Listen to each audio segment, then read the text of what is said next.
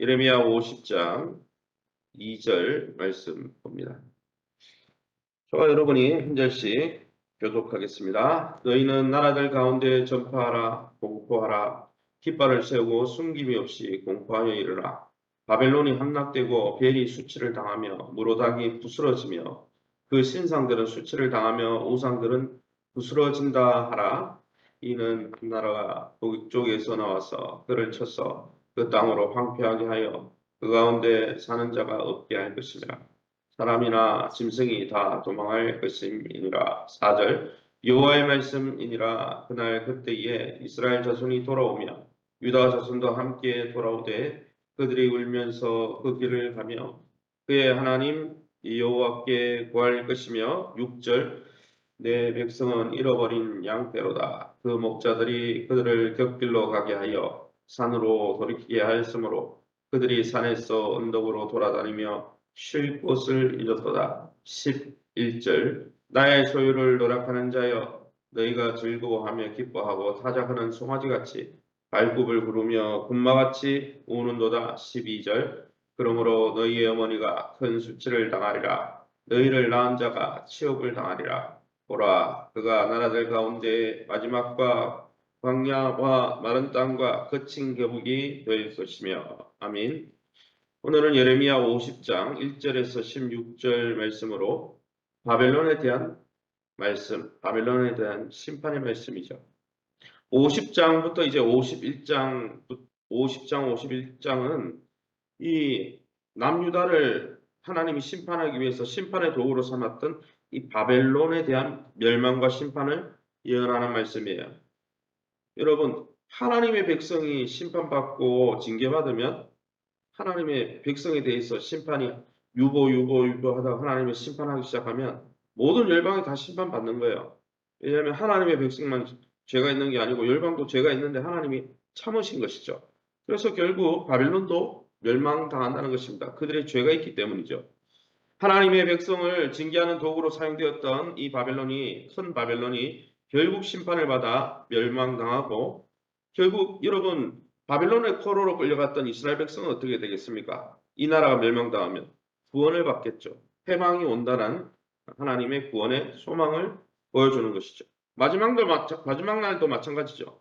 세계에 그 갑질을 하던 열방과 권세를 하나님이 다 심판할 때 그 아래 신음하던 하나님의 백성들을 구원하는 게 계시록의 말씀이죠.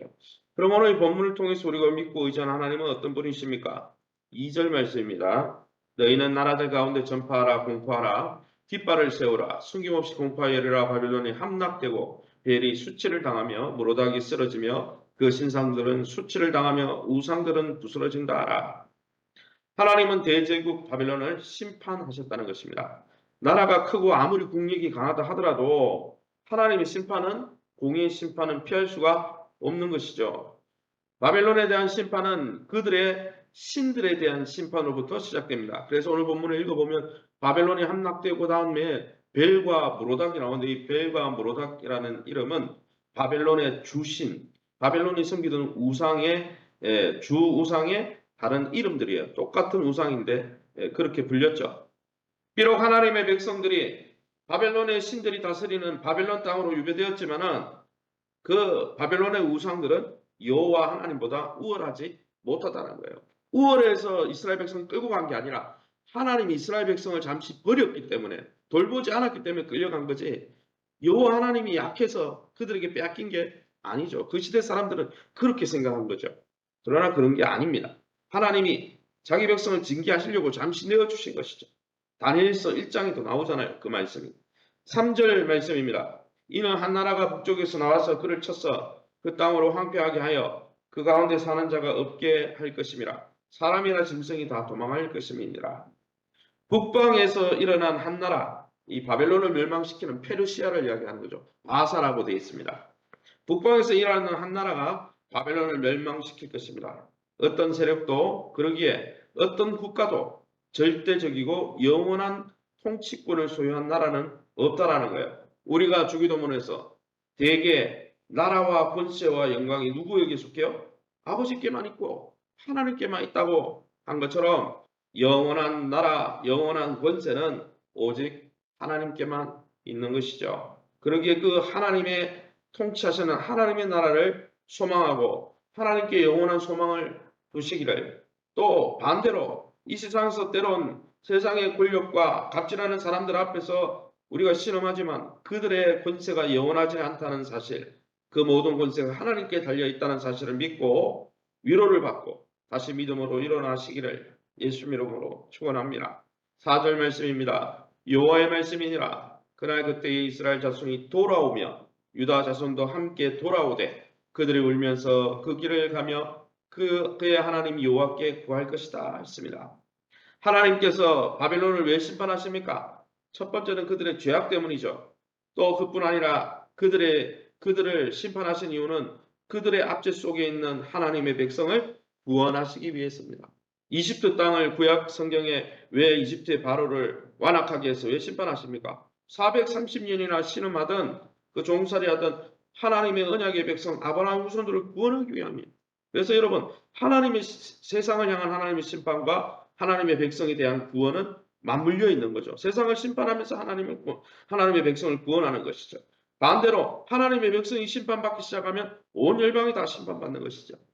여러분, 아수르에게 망한 북이스라엘, 바벨론에게 망한 남유다 모두가 회복될 것이라고 오늘 성경에 말씀하고 있습니다. 그들은 울면서 하나님을 간절히 찾게 될 것이고 하나님과 더불어 결코 잊지 않을 영원한 언약을 세울 것이다. 이 4절과 5절 말씀에 말씀하고 있습니다.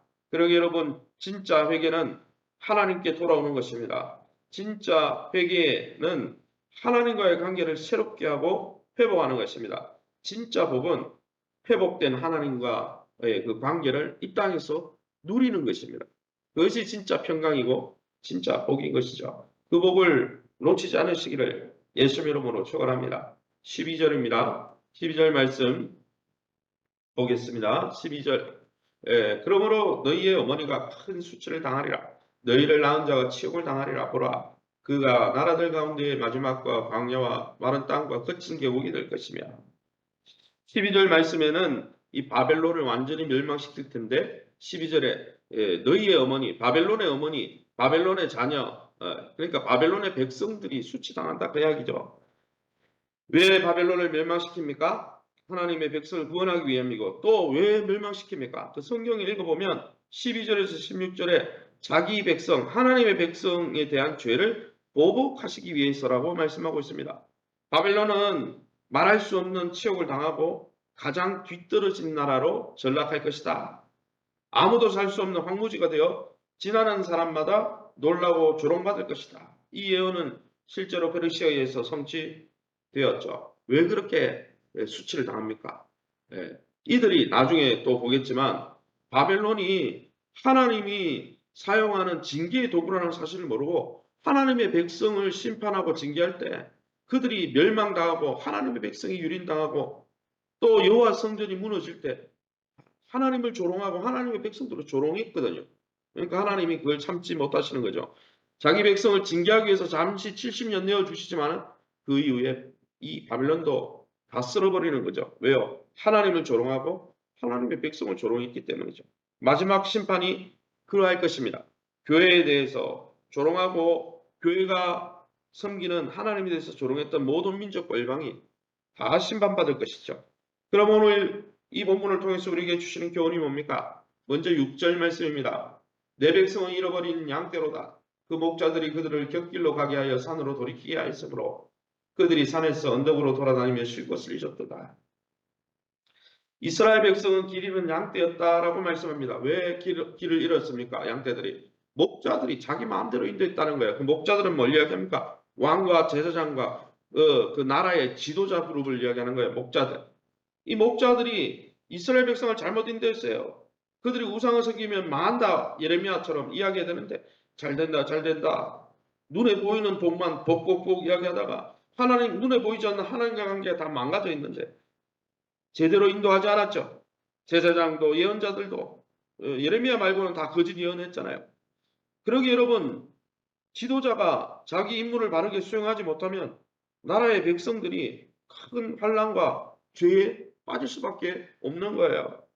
그러기 여러분 교회의 지도자들을 위해서, 이 나라의 위종자들을 위해서 기도해야 되는 것이죠. 지도자가 잘못되면 결국 백성들은 하나님을 떠나게 되고 악한 자의 밥이 되고 만나는 것이죠. 그러기에 저와 여러분이 교회의 지도자들과 위종자들을 위해서 기도할 수 있기를 예수 이름으로 축원합니다. 11절 말씀입니다. 나의 소유를 노력하는 자여 너희가 즐거워하며 기뻐하고 타작하는 송아지같이 발굽을 구르며 군마같이 우는도다. 이 본문에 바벨론이 왜 멸망당했는지 말씀하고 있습니다. 바벨론은 하나님이 사용하는 징계의 도구일 뿐이에요. 그러기에 겸손하게 나도 잘못하면 이렇게 멸망당할 수 있고 징계받을 수 있다 이렇게 생각해야 되는데 어떻게 했습니까? 11절 말씀에 보면 나의 소유, 누구의 소유? 하나님의 소유인 남유다를 노략하는 너희여 이렇게 심판하면서 말씀하고 있는 게 뭡니까? 바벨론의 주된 죄악이 하나님의 백성과 그 땅을 노략하며 모욕한 것이라는 거죠. 그래서 12절에 연결돼서 너희 백성이 치욕과 수치를 당할 거다. 왜? 내 땅을 그렇게 무시하고 내 백성이 그들의 죄악 때문에 내가 징계해서 환난을 받고 있지만 그들을 긍휼히 여길 것인데 너희가 교만해서 천하 높은 줄 몰고 자기가 하나님인 것처럼 하나님의 백성을 모욕하고 성전을 무너뜨리며 하나님을 모욕했죠. 하나님의 백성을 모욕하는 건 누구를 모욕하는 걸까요? 주님의 몸인 교회를 모욕하는 건 누구를 모욕하는 겁니까? 주님을 모욕하는 것이죠. 여러분, 그들은 이스라엘을 멸망시키면서 남유다를 멸망시키면서 그 멸망을 즐겼어요. 참혹하게 여러분 참혹하게 이스라엘을 심판하고 즐겼거든요. 아수르와 바벨론 그 이란 지역에 가면 박물관이 있는데 그때 그때 어떻게 징벌을 했는지 사람을 어떻게 죽였는지 그게 벽화로 다 나와요. 나중에 가보시면 굉장히 잔인하게 아수르도 그렇고 바벨론도 그랬습니다. 이스라엘 백성이 하나님은 하나님의 백성을 징계하면서 마음 아파하고 있는데 하나님의 마음은 아직 하나님의 백성에게 있는데 그것도 모르는 이 바벨론은 자기 멋대로 하나님의 백성의 멸망을 보고 엔조이한 거죠. 마치 에돔 족속이 자기 형제된 이스라엘 백성의 멸망을 엔조이하다가 오바다스에 나오듯이 완전히 다 멸망당했잖아요. 하나님은 하나님의 백성에 대해서 조롱하고 아무리 그들이 죄 때문에 징계받으러 멸망을 보고 기뻐하는 자들을 그냥 두지 않는다는 거예요. 이것을 통해서 우리가 무엇을 기억해야 됩니까?